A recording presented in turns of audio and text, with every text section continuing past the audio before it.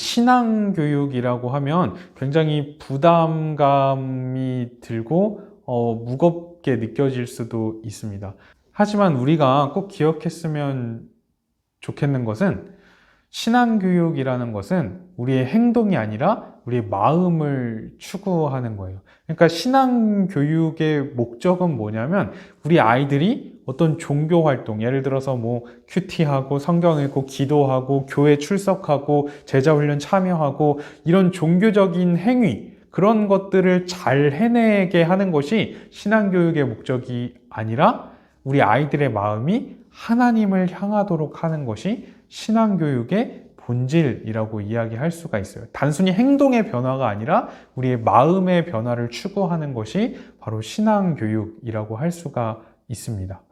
그래서 사실 우리가 평상시에 보이는 모습, 부모님들이 자녀들에게 평상시에 보여주고 이야기하고 생각하고 고민하고 어려움을 헤쳐나가고 이렇게 살아가는 그 모습이 사실 아이들에게는 신앙교육이 되는 거예요.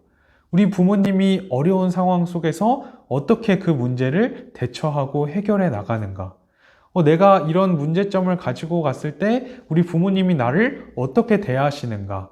이런 것들을 통해서 우리 아이들은 하나님이 누구이신지를 가장 많이 생각하게 되고 하나님이 어떤 존재인지에 대해서 받아들이고 때로는 부모님의 모습 때문에 아이들이 하나님의 품을 떠나기도 하고 그런 일들이 일어나게 되는 거죠.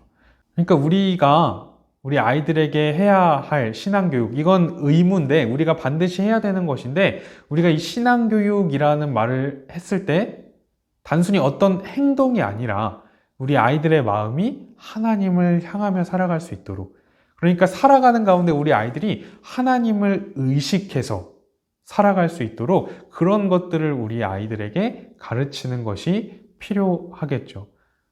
그래서 우리 아이들이 어떤 행동을 할 때, 어떤 생각을 할 때, 나 부모님한테 혼나, 나 엄마한테 혼나, 아빠한테 혼나, 이래서 뭔가를 안 하고 이런 것보다 하나님이 이렇게 하시는 것을 기뻐하지 않아. 하나님이 이렇게 하시는 것을 기뻐하셔. 이런 것들이 이 아이들의 판단의 기준이 되는, 그게 바로 우리의 신앙교육의 목표라는 것을 우리가 기억하고 나아갔으면 좋겠습니다. 1차적으로 자녀의 신앙교육은 가정에서 부모님이 해야 됩니다. 이것이 하나님의 뜻이고 하나님의 명령이기 때문에 그렇습니다.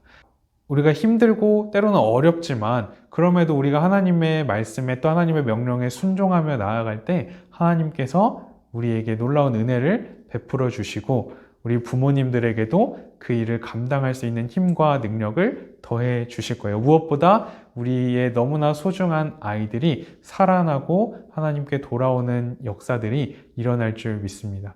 그래서 우리가 가정에서의 신앙교육 꼭 다시 시작하셨으면 좋겠습니다.